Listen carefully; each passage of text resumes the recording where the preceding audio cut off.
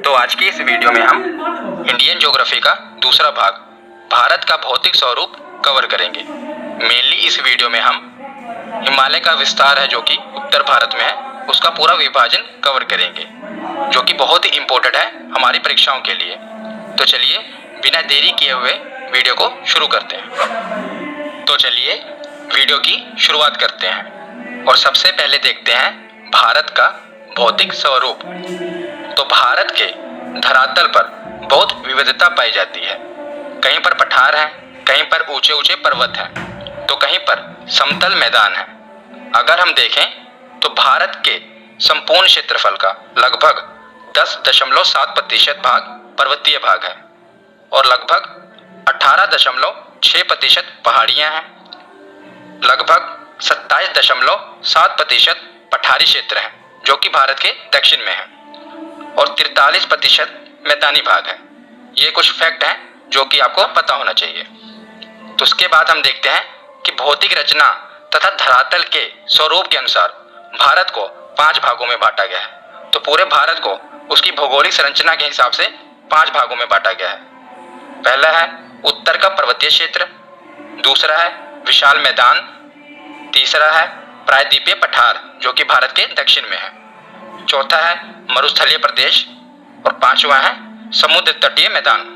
तो भौतिक रचना के हिसाब से भारत को इन 5 भागों में बांटा गया है। तो आज हम देखते हैं उत्तर का पर्वतीय क्षेत्र।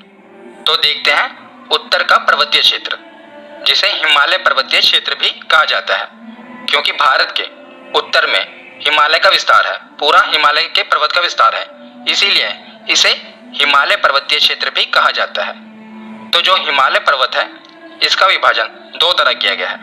एक तो उत्तर से दक्षिण की ओर विभाजन किया गया है और एक पश्चिम से पूर्व की ओर विभाजन किया गया है। तो हम दोनों देखेंगे। पहले हम देखते हैं उत्तर से दक्षिण विभाजन। पहले मैं आपको इसका ओवरव्यू दूंगा। मैं आपको सिर्फ बताऊंगा कि कौन कौन से पॉइंट हम देखेंगे, आगे हम इसे डिटेल में कवर करेंगे। तो सबसे पहले देखते हैं उत्तर से दक्षिण में विभाजन। तो जो हिमालय पर्वत है इसे 4 पर्वत श्रृंखलाओं में बांटा गया है उत्तर से दक्षिण की ओर। सबसे ऊपर इसे कहते हैं ट्रांस हिमालय, दूसरा है वृहद हिमालय, तीसरा है मध्य हिमालय और चौथा है शिवालिक हिमालय। ये पूरा हिमालय पर्वत ही है।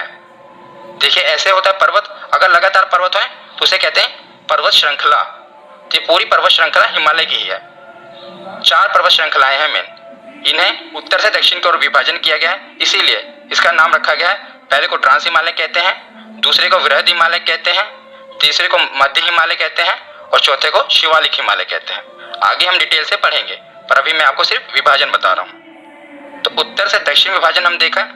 अब हम देखते हैं पश्चिम से पूर्व विभाजन, जिसे प्रादेशिक विभाजन भी कहते हैं। तो सर सिडनी बुराड ने इसका विभाजन किया था। जैसे मैंने पहले उत्तर से लेकर दक्षिण तक विभाजन देखा, उन्होंने इसका विभाजन पश्चिम से लेकर पूर्व की ओर किया और इसे प्रादेशिक विभाजन भी किया। उन्होंने इसका विभाजन प्रदेशों के नाम के हिसाब से और नदियों के हिसाब से किया। आगे हम डिटेल में देखेंगे, पर आप अभी इसका ओवरव्यू ले लीजिए। तो जो ये वाला हिस्सा देख रहे हैं इसे कहते हैं पंजाब हिमालय व कश्मीर हिमालय, क्योंकि आप देख ही रहे होंगे ये पंजाब, इसका विस्तार भारत में पंजाब की ओर और कश्मीर की ओर है। और उसके बाद जो दूसरा भाग है इसे कहते हैं कुमायूं हिमालय, इसका मुख्यतः विस्तार उत्तराखंड में है। और इसका तीसरा भाग है नेपाल हिमालय, जिसका पूरा विस्तार नेपाल की ओर है। और चौथा है असम हिमालय। तो आप देख रहे होंगे इसको भी 4 प्रकार में बांटा गया है, पश्चिम से पूर्व की ओर भी। पहला है पंजाब हिमालय, दूसरा कुमायूं हिमालय, तीसरा नेपाल हिमालय और चौथा असम हिमालय। तो ये इसका विभाजन पश्चिम से पूर्व की ओर किया गया है, आप देख रहे हैं, और प्रदेश के हिसाब से किया गया है, इसीलिए इसे पश्चिम से पूर्व विभाजन और प्रादेशिक विभाजन कहते हैं। तो उत्तर से दक्षिण की ओर विभाजन और पश्चिम से पूर्व की ओर विभाजन, इसका हमने पूरा ओवरव्यू ले लिया। अब हम इसे डिटेल में देखते हैं। तो अब सबसे पहले देखते हैं उत्तर से दक्षिण की ओर विभाजन, जिसमें 4 पर्वत श्रृंखलाएं थी। पहला था ट्रांस हिमालय, दूसरा वृहद हिमालय, तीसरा मध्य हिमालय और चौथा था शिवालिक हिमालय। तो उसका पहली पर्वत श्रृंखला हम देखते हैं ट्रांस हिमालय। ये काफी कॉम्प्लिकेटेड है, पर मैं आपको बहुत ही आसान तरीके से समझाऊंगा और जिससे प्रश्न बनते हैं मैंने वही फैक्ट कवर किए हैं। तो चलिए देखते हैं। तो जो ट्रांस हिमालय है इसका जो विस्तार है, हम भारत की ही बात करेंगे तो जम्मू कश्मीर की ओर और लद्दाख में है। तो जिस प्रकार जो उत्तर से दक्षिण की ओर विभाजन था पूरे हिमालय का, वो 4 पर्वत श्रृंखलाओं में था। उसी प्रकार ये है पूरा ट्रांस हिमालय, और ये भी 4 पर्वत श्रृंखलाओं में बटा हुआ है। याद रखिएगा, जैसे पूरा हमने देखा ना, पूरा हिमालय उत्तर से लेकर दक्षिण की ओर कितनी पर्वत श्रृंखलाओं में बटा था, तो उसको वैज्ञानिकों ने 4 पर्वत श्रृंखलाओं में बांटा था, और पश्चिम से पूर्व की ओर भी 4 पर्वत श्रृंखलाओं में ही बांटा था। उसी प्रकार जो ट्रांस हिमालय का विस्तार है, इसे भी वैज्ञानिकों ने 4 पर्वत श्रृंखलाओं में बांटा हुआ है। याद रखिएगा। तो सबसे ऊपर कौन सा है? काराकोरम। तो सबसे ऊपर पर्वत श्रृंखला है काराकोरम। ये सभी ट्रांस हिमालय के ही भाग हैं। दूसरे नंबर पे है लद्दाख पर्वत श्रृंखला, तीसरे नंबर पे है जास्कर पर्वत श्रृंखला, और चौथे नंबर पे है पीर पंजाल पर्वत श्रृंखला। ये आपको आसानी से याद हो जाएंगे, आपको इसको रटना नहीं है, बस 2 बार वीडियो देख लेना, आपको ये आसानी से याद हो जाएंगे। तो यह हिमालय का सबसे प्राचीनतम भाग है। कौन सा? ट्रांस हिमालय। तो ट्रांस हिमालय, याद रखिएगा, हिमालय का सबसे प्राचीनतम भाग है, और यहाँ पर वनस्पतियों का अभाव है। वनस्पतियों का अभाव क्यों है? क्योंकि जो हिमालय का सबसे ऊपर है ट्रांस हिमालय, तो जो ट्रांस हिमालय है ये पूरा देख रहे हैं हम, ये काफ़ी ऊंचाई पर है। अगर इसकी हम औसतन ऊंचाई की बात करें तो लगभग है 6000 मीटर। तो यहाँ पर पूरा बर्फ जमा होती है, पूरी बर्फ जमा होती है, जिस कारण यहाँ पर कोई वनस्पति नहीं होती। इसीलिए याद रखिएगा, यहाँ पर वनस्पतियों का अभाव है। यहाँ पर बड़े बड़े ग्लेशियर हैं और कोई भी यहाँ पर वनस्पति नहीं उगती। तो एग्जामिनर अगर पूछ ले कि वनस्पतियों का अभाव किस पर्वत श्रृंखला में है, तो याद रखिएगा ट्रांस हिमालय में है वनस्पतियों का अभाव। और इसके अंतर्गत 4 पर्वत श्रृंखलाएं आती हैं, ये तो मैंने आपको बता ही दिया। कौन कौन सी? काराकोरम, लद्दाख, जास्कर और पीर पंजाल। ये पर्वत श्रेणियां ट्रांस हिमालय के अंतर्गत आती हैं। भारत में सबसे ऊंची चोटी केटू गोडविन ऑस्टिन है। तो केटू को ही गोडविन ऑस्टिन कहते हैं। इसकी ऊंचाई है लगभग 8611 मीटर, और काराकोरम पर्वत श्रेणी की ये सर्वोच्च चोटी है। तो काराकोरम की तो सर्वोच्च चोटी होगी ही, जब ये भारत में सबसे ऊंची चोटी है तो काराकोरम की भी तो सबसे ऊंची चोटी होगी। तो काराकोरम पर्वत श्रेणी की सर्वोच्च चोटी कौन सी है? केटू। तो ये अभी समय इस पर पाकिस्तान का कब्जा है, पर ये जो पूरा जम्मू कश्मीर देख रहे हैं, अब तो ये ऊपर वाला लद्दाख बन गया, इसे भारत अपना अभिन्न हिस्सा मानता है। भले ही पाकिस्तान ने इस पर कब्जा किया हुआ है, पर यह है तो भारत का अभिन्न हिस्सा। इसीलिए जो इसकी सबसे ऊंची चोटी है, भारत उसे अपने अंडर ही मानता है। इसीलिए जब बात आए कि भारत में सबसे ऊंची चोटी कौन सी है, तो वो है गोडविन ऑस्टिन। याद रखिएगा। तो इसे केटू क्यों कहते हैं, ये भी मैं आपको बता देता हूँ। केटू क्यों कहते हैं? क्योंकि इसका नाम तो गोडविन ऑस्टिन है और इसे केटू भी कहते हैं। तो मैंने आपको बताया ना कि जब एक पर्वत लगातार पर्वत हो तो उसे पर्वत श्रृंखलाएं कहते हैं। तो यह है काराकोरम पर्वत श्रृंखला। तो इसका नाम कैसे रखा गया था? पहले पर्वत को केवन, काराकोरम के से शुरू होता है ना, के से, तो केवन रखा गया, दूसरे का केटू रख दिया गया, जब इसकी काउंटिंग हुई थी तो तीसरे का के3 रख दिया गया, चौथे का के4 रख दिया गया। तो इसमें जो सबसे ऊंची चोटी थी वो केटू थी, इसीलिए हम इसे केटू कहते हैं, और इसे गोडविन ऑस्टिन भी कहते हैं। आशा करता हूँ इससे आपको याद रहेगा। केटू से याद रखना कि ये काराकोरम पर्वत श्रृंखला की ही सबसे ऊंची चोटी है। और दूसरा फैक्ट ये याद रखना, ये भी बहुत बार एग्जाम में पूछा गया है कि माउंट राकापोशी लद्दाख श्रेणी की सर्वोच्च ऊंची चोटी है। जिस प्रकार काराकोरम की केटू है, उसी प्रकार लद्दाख की सर्वोच्च चोटी कौन सी है, तो वो माउंट राकापोशी है। इसे क्यों पूछा जाता है एग्जाम में? क्योंकि जो ये चोटी है, ये इसकी जो ढाल है, ये विश्व में सर्वाधिक तीव्र मानी जाती है। हम कहते हैं ना कि कई चीजों की बहुत ही खड़ी ढाल है, मतलब इसकी जो ढाल है काफी तीव्र है। अगर यहाँ से कोई चीज नीचे गिर जाए तो उसका कभी पता नहीं चलेगा। इसकी ढाल काफी तीव्र है पूरी दुनिया में, इसीलिए पूछा जाता है कि माउंट राकापोशी लद्दाख श्रेणी की सर्वोच्च चोटी है और इसकी जो ढाल है वो विश्व में सर्वाधिक तीव्र मानी जाती है। तो ट्रांस हिमालय हमने कवर कर लिया। अब हम दूसरा देखते हैं, वृहद हिमालय। तो दूसरी पर्वत श्रृंखला थी कौन सी? उत्तर से दक्षिण की ओर वृहद हिमालय। इसी को हिमाद्री हिमालय कहते हैं, इसी को सर्वोच्च हिमालय कहते हैं, और इसी को महान हिमालय कहते हैं। ये सभी एक ही के नाम है। अभी धीरे धीरे मैं आपको बताऊंगा तो आपको ये याद हो जाएंगे। तो यह हिमालय की सबसे ऊंची श्रेणी है, और विश्व की सबसे ऊंची चोटी माउंट एवरेस्ट इसी पर्वत श्रेणी में स्थित है। तो विश्व की जो सबसे ऊंची चोटी है माउंट एवरेस्ट है, वो इसी पर्वत श्रेणी में स्थित है, इसीलिए इसे सर्वोच्च हिमालय भी कहते हैं। ठीक है। और कंचनजंगा, नंगा पर्वत, नंदा देवी आदि इसी के कुछ महत्वपूर्ण शिखर हैं। अब मैं आपको ये मैप से समझाता हूँ, बहुत ही आसान तरीके से आपको ये याद हो जाएगा। तो सबसे पहले तो आप अपने दिमाग में मैप को रखिए। मैंने पिछली वीडियो में भी आपको बताया था कि अगर आप एग्जाम की तैयारी कर रहे हैं तो जो भारत का नक्शा है वो तो आपके दिल और दिमाग पे छपा होना चाहिए।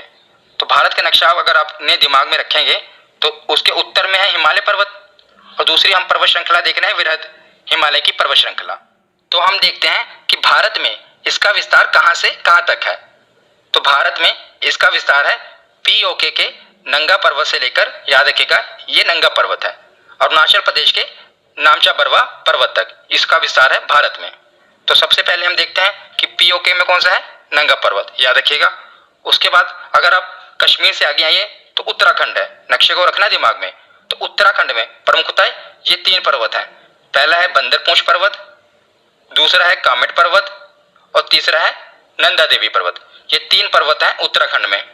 ज्यादातर एग्जाम में पूछा जाता है कि नंदा देवी पर्वत कहाँ पर है, तो याद रखिएगा नंदा देवी पर्वत उत्तराखंड में है। सबसे पहले है बंदरपूंछ पर्वत, दूसरा कौन सा है तो कामेट पर्वत और तीसरा है नंदा देवी पर्वत।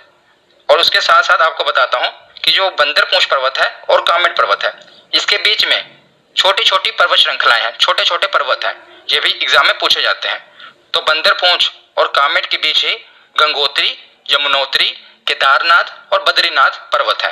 ये सभी उत्तराखंड में ही है ना, आपको पता होगा केदारनाथ और बद्रीनाथ कहाँ पर है, तो उत्तराखंड में ही है। इसे आप आसानी से याद रख पाएंगे। और बंदरपूंछ और कामेट के बीच में है, तो ये दोनों पर्वतों के बीच में ये पर्वत श्रृंखलाएं हैं, इन्हीं को हम कहते हैं गंगोत्री, यमुनोत्री, केदारनाथ और बद्रीनाथ। तो ये हुआ उत्तराखंड। तो उत्तराखंड के बाद आगे आपको पता है नेपाल शुरू हो जाता है। तो नेपाल में इसका विस्तार है, ये सभी पर्वत श्रृंखलाएं हैं।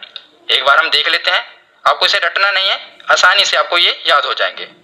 तो सबसे पहले है धौलागिरी पर्वत, दूसरा है अन्नपूर्णा पर्वत, तीसरा है मनसालू पर्वत, चौथा है गौरीशंकर पर्वत, पांचवा है छुयू पर्वत और छठा है माउंट एवरेस्ट पर्वत, जो कि दुनिया का सबसे ऊंची चोटी है माउंट एवरेस्ट। ये कहाँ पर है, तो ये नेपाल में ही है। इसे भारत में क्या कहते हैं, तो भारत में इसे कहते हैं माउंट एवरेस्ट। और नेपाल वाले इसे क्या कहते हैं, नेपाल वाले इसे कहते हैं सागर माथा। और तिब्बत में यानी कि चाइनीस इसे क्या कहते हैं, तो वो कहते हैं चोमो लुंगमा। ये सभी माउंट एवरेस्ट के ही नाम है। तो माउंट एवरेस्ट के आगे है मेकालू। तो ये जितनी भी पर्वत श्रृंखलाएं हैं, पर्वत है, ये कहाँ पर है, तो ये है नेपाल में। तो नेपाल के बाद आगे क्या आता है, तो सिक्किम आता है। तो सिक्किम में कौन सा पर्वत है, तो सिक्किम में है कंचनजंगा पर्वत। याद रखिएगा कौन सा पर्वत, कंचनजंगा पर्वत, ये है सिक्किम में। और आखिरी में खत्म कहाँ होता है, तो अरुणाचल प्रदेश के नामचा बरवा पर्वत। अब यहाँ पर कुछ इंपॉर्टेंट चीज मैं आपको बताता हूँ कि एग्जाम में ज्यादातर आप कंफ्यूज होते हैं जब ये पूछा जाए कि भारत में सबसे ऊंची पर्वत चोटी कौन सी है, तो वो कौन सी है। हमने पीछे पढ़ा K2 गॉडविन ऑस्टिन। अगर ये पूछ लिया जाए कि भारत की सबसे ऊंची चोटी कौन सी है, याद रखिएगा भारत की, तो वो कौन सी होगी, तो भारत की है कंचनजंगा। कौन सी, कंचनजंगा, क्योंकि ये अभी भारत के अधिकार में है। पर जो दूसरी है K2 वो भारत में तो है, भारत में जब पूछा जाए कि भारत में, वो भारत में तो है पर उस पर भी पाकिस्तान ने कब्जा किया हुआ है। वो भारत का भिन्न हिस्सा तो है पर पाकिस्तान ने कब्जा किया हुआ है। इसीलिए अगर वहां पर पूछा जाए कि भारत की कौन सी है, तो कंचनजंगा। स्टूडेंट इसे कैसे याद रखते हैं, आप भी इसे ऐसे याद रख सकते हैं। देखिए कहाँ से पूछा जा रहा है ना, भारत की, तो की से कहाँ से शुरू हो रहा है, कंचनजंगा। इसे याद रखने का तरीका है। वैसे तो आपको पता ही होना चाहिए कि अगर भारत में पूछ लिया जाए, पर से लेकर पूरा जम्मू कश्मीर हमारा ही है, वहां पर पाकिस्तान ने भले ही कब्जा किया हुआ है। तो जो K2 पर्वत है वो भी पाकिस्तान है उसके अधिकार में है, पर है तो हमारा हिस्सा, तो भारत का ही अंग है। इसीलिए K2 भारत में सबसे ऊंची चोटी है। पर अगर पूछ लिया जाए कि भारत की सबसे ऊंची चोटी कौन सी है, तो हमारे अधिकार में कौन, अभी कंचनजंगा। तो ये दोनों याद रखना है, और याद रखने का तरीका भी मैंने आपको बता दिया, ठीक है। अब वृहद हिमालय के बाद देखते हैं मध्य हिमालय, जिसे लघु हिमालय भी कहते हैं। लघु हिमालय क्यों कहते हैं, क्योंकि अगर हिमालय की बाकी पर्वत श्रृंखलाओं को देखा जाए तो उसकी ऊंचाई के मुताबिक इसकी ऊंचाई काफी कम है।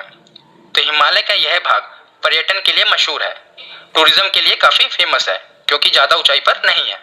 और यहाँ की औसतन ऊंचाई 1800 से लेकर 3000 मीटर है, याद रखिएगा।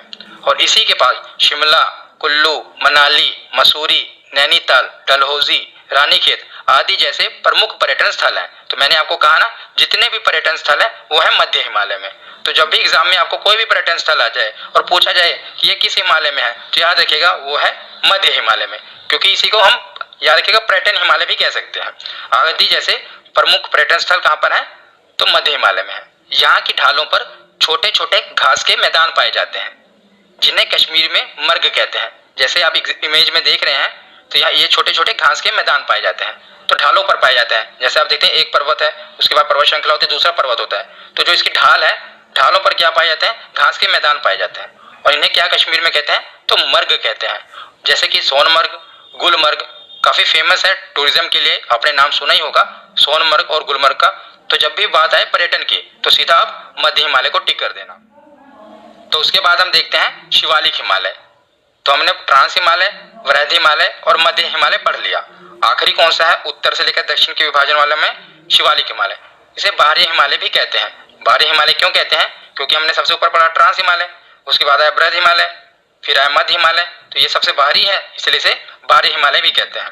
और याद रखिएगा, जो सबसे ऊपर था ट्रांस हिमालय, ये सबसे प्राचीनतम भाग है हिमालय का, और जो ये है शिवालिक हिमालय, ये सबसे युवा भाग है हिमालय का। तो यह हिमालय पर्वत का सबसे दक्षिणी तथा भौगोलिक रूप से युवा भाग है, जो पश्चिम से पूर्व तक फैला हुआ है। और इसकी औसतन ऊंचाई बात की जाए तो 850 से लेकर 1200 मीटर है। और बात की जाए इसके विस्तार की, तो इसका विस्तार पाकिस्तान से शुरू होता है, और वहां से लेकर पाकिस्तान की कौन से सुलेमान पहाड़ी से शुरू होता है, वहां से लेकर अराकान पर्वत। तो भारत और म्यांमार के बीच जो पर्वत सीमा बनाता है उसे कहते हैं अराकान पर्वत। काफी बार एग्जाम में पूछा गया है कि भारत और म्यांमार के बीच कौन सा पर्वत सीमा बनाता है, तो ये अराकान पर्वत ही भारत और म्यांमार के बीच सीमा बनाता है। तो इसका विस्तार पाकिस्तान की सुलेमान पहाड़ी से लेकर म्यांमार के साथ सीमा बनाने वाले अराकान पर्वत तक है। तो इस क्षेत्र में अनेक समतल घाटियां हैं, जिसे दून और द्वार कहते हैं। जैसे हरिद्वार, देहरादून। तो हरिद्वार आप गए होंगे गंगा स्नान करने के लिए, तो गंगा कहाँ से निकलती है, शिव जी की जटाओं से निकलती है ना। तो इससे याद रखना है कि शिवालिक हिमालय में ही हरिद्वार है, और देहरादून भी यहीं पर ही है। तो ये इससे इतना ही बनता है। तो उसके बाद अब हम आगे देखते हैं। जैसे सबसे ऊपर कौन सा था, ट्रांस हिमालय, उसके बाद था वृहद हिमालय, तीसरे नंबर पर था मध्य हिमालय, और आखिरी में था शिवालिक हिमालय। तो जो इसके बीच का भाग था, इसे कुछ कहा जाता है, और काफी बार एग्जाम में पूछा गया। तो हम देखते हैं इसे याद भी कैसे करना है, और सबसे पहले देखते हैं ये है क्या। तो ट्रांस हिमालय और वृहद हिमालय के बीच के भाग को क्या कहते हैं, तो सचर जोन कहते हैं। याद रखिएगा, इसे कहते हैं सचर जोन। और वृहद हिमालय और मध्य हिमालय के बीच के भाग को कहते हैं मेन सेंट्रल थ्रस्ट। याद रखिएगा। और मध्य हिमालय और शिवालिक हिमालय के बीच के भाग को कहते हैं मेन सीमांत दर्रा। अब बात आई कि इसे याद कैसे करेंगे, क्योंकि ये काफी बार पूछा गया है एग्जाम में। तो सबसे ऊपर कौन सा है, सचर जोन। तो ये इससे याद रखिएगा, चार हटा दिए सर जोन। तो सर हमारे शरीर के सबसे ऊपर कौन सा भाग होता है, सर होता है ना हमारा। तो इससे याद रखना कि सबसे ऊपर है सचर जोन। और दूसरे नंबर वाला है सेंट्रल। तो ये तो आपको पता ही लग गया, ये सेंटर में है। सबसे ऊपर सर है, बीच में सेंटर वाला भाग, तो सेंट्रल जोन है ये वृहद हिमालय और मध्य हिमालय के भाग बीच में है। तो बाकी एक ही बचा लास्ट में, मेन सीमांत दर्रा। तो ये तीनों चीज आप याद रखना। ये कई बार एग्जाम में पूछा जाता है। एग्जाम में ऐसे पूछा जाएगा कि ट्रांस हिमालय और वृहद हिमालय के मध्य कौन सा भाग है, याद रखिएगा सचर जोन। तो उत्तर से लेकर दक्षिण की ओर विभाजन तो हमने पढ़ लिया। अब हम देखते हैं हिमालय का पश्चिम से लेकर पूर्व की ओर विभाजन। इसे प्रादेशिक विभाजन भी कहते हैं, क्योंकि इसका नाम प्रदेशों के हिसाब से रखा गया है। तो सर सिडनी बुराड़ ने पश्चिम से पूर्व की ओर हिमालय का विभाजन किया। तो हिमालय तो एक ही है, और उसकी जो पर्वत श्रृंखलाएं हैं वो भी 4 ही हैं। पर पहले हमने देखा इसका उत्तर से लेकर दक्षिण की ओर विभाजन, मतलब ऊपर से लेकर नीचे की ओर। अब हम देखेंगे इसका पश्चिम से लेकर पूर्व की ओर विभाजन। पश्चिम से पूर्व की ओर इसका विभाजन देखेंगे। तो सर सिडनी बुराड़ ने इसका पश्चिम से पूर्व की ओर विभाजन किया। उन्होंने भी इसका 4 भागों में ही विभाजन किया। तो सबसे पहले है पंजाब हिमालय, जिसे कश्मीर हिमालय भी कहते हैं। दूसरे नंबर पे है कुमायूं हिमालय, तीसरे नंबर पे है नेपाल हिमालय, और चौथे नंबर पे है असम हिमालय। अब हम देखते हैं पहला भाग पंजाब हिमालय व कश्मीर हिमालय। तो याद रखिएगा, जो जो इम्पोर्टेंट फैक्ट है जो एग्जाम में पूछे गए हैं मैंने सिर्फ वही कवर किए हैं। तो जो सर सिडनी बुराड़ थे उन्होंने क्या किया, पश्चिम से पूर्व की ओर विभाजन कैसे किया। तो जो जो प्रमुख नदियां थी उन्होंने उस हिसाब से उसको बांट दिया। जो जो नदियों के बीच पहाड़ आते थे उनका विभाजन उन्होंने कर दिया। तो इसका विस्तार देखते हैं पंजाब हिमालय का। तो इसका विस्तार है सिंधु नदी से सतलुज नदी के बीच का भाग। तो सिंधु नदी से लेकर जो सतलुज नदी के बीच का भाग है उन्होंने इसे पंजाब हिमालय का नाम दिया। और इसका विस्तार देखें तो पंजाब और कश्मीर और हिमाचल का कुछ भाग इसके अंतर्गत आता है। और बात करें इसकी लंबाई की, तो इसकी लंबाई है 560 किलोमीटर। और सबसे इम्पोर्टेंट, कई बार एग्जाम में पूछा गया है कि यहाँ पर जाफरान की खेती होती है। एग्जाम में ऐसे पूछा जाता है कि जाफरान की खेती हिमालय के किस भाग में होती है। तो याद रखिएगा पंजाब हिमालय में। तो जाफरान क्या होता है? तो जो आप नीचे ये इमेज देख रहे हैं, ये जाफरान का पौधा है जो इसमें फूल लगा हुआ है। आपको जाफरान तो नहीं समझ आ रहा होगा, पर अगर मैं आपको केसर बताऊं तो आपको इजीली समझ आ जाएगा। तो जो केसर होती है ना, इसी जाफरान के फूल में ही होती है। आप देख रहे हैं ना, ये जो फूल है इसके अंदर ये आप जो लाल लाल देख रहे हैं, यही है केसर। तो जाफरान की खेती के लिए फेमस है पंजाब हिमालय। वैसे भी आपको पता होगा कश्मीर केसर के लिए काफी फेमस है। तो पंजाब हिमालय को ही कश्मीर हिमालय कहते हैं और यहीं पर जाफरान की खेती होती है। उसके बाद हम देखते हैं कुमायूं हिमालय। तो हमने पिछले देखा कि सिंधु नदी से लेकर सतलुज नदी के बीच के भाग को कहते हैं कौन सा, क्या कहते हैं? पंजाब हिमालय। तो सिंधु नदी से लेकर सतलुज नदी के बीच, अब यही सतलुज नदी से लेकर काली नदी जो है उसके बीच के भाग को कुमायूं हिमालय कहते हैं। तो याद रखिएगा, आगे आगे बढ़ते जाना है। तो सतलुज नदी से लेकर काली नदी के मध्य के भाग को कहते हैं कुमायूं हिमालय। और इसका विस्तार मुख्यतः कहाँ पर है? तो इसका विस्तार है उत्तराखंड में। उत्तराखंड में है और इसकी लंबाई है लगभग 320 किलोमीटर। याद रखें कि नंदा देवी, केदारनाथ, बद्रीनाथ आदि जितनी भी प्रमुख चोटियां हैं वो कुमायूं हिमालय पर ही हैं। मैंने आपको पीछे बताया था इसका विस्तार जैसे कि उत्तराखंड में है, और मैंने आपको कहा था ना कि जो केदारनाथ है, बद्रीनाथ है, नंदा देवी, ये कहाँ पर है? तो ये उत्तराखंड में ही है। तो वैसे भी आप याद रख सकते हैं कि कुमायूं हिमालय का विस्तार भी उत्तराखंड में ही है, और उत्तराखंड में ही नंदा देवी, केदारनाथ और बद्रीनाथ ये सभी प्रमुख चोटियां हैं। तो कुमायूं हिमालय के बाद हम देखते हैं नेपाल हिमालय। तो जो नेपाल हिमालय है इसका विस्तार, तो ये जो अब नेपाल देख रहे हैं, नेपाल का बॉर्डर भी यही नदी बनाती है। काली नदी है, इस तरफ है तीस्ता नदी। तो काली नदी और तीस्ता नदी के बीच में है नेपाल, तो इसे नेपाल हिमालय कहते हैं। और इसका विस्तार मुख्यतः नेपाल में ही है, और इसकी लंबाई सबसे लंबी है, ये सबसे लंबा है 800 किलोमीटर।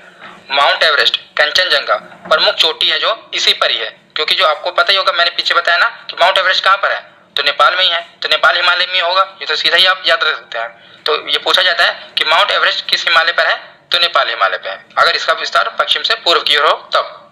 तो आखिरी में एक बच्चा कौन सा? असम हिमालय। तो असम हिमालय का विस्तार कहाँ पर है? तो काली नदी और तीस्ता नदी के बीच में है नेपाल। तो तीस्ता नदी के बाद जो दिहांग नदी है, कहीं कहीं पर इसका लिखा होता है दिहांग नदी, और कहीं कहीं पर लिखा होता है ब्रह्मपुत्र नदी। तो जो ब्रह्मपुत्र नदी है इसी की सहायक नदी है दिहांग नदी। तो आप कंफ्यूज मत होइएगा, अगर दिहांग नदी हो तो वो लगा देना, अगर ब्रह्मपुत्र नदी हो तो उस ऑप्शन को टिक कर देना। तो तीस्ता नदी से लेकर दिहांग नदी के बीच के भाग को कहते हैं असम हिमालय, और इसकी लंबाई है लगभग 720 किलोमीटर से लेके 750 किलोमीटर तक। इससे ज्यादा प्रश्न नहीं बनते हैं असम हिमालय से, जो पीछे हमने 3 पढ़े उससे ज्यादा प्रश्न बनते हैं। तो कैसी लगी ये वीडियो कमेंट सेक्शन में जरूर बताना। धन्यवाद।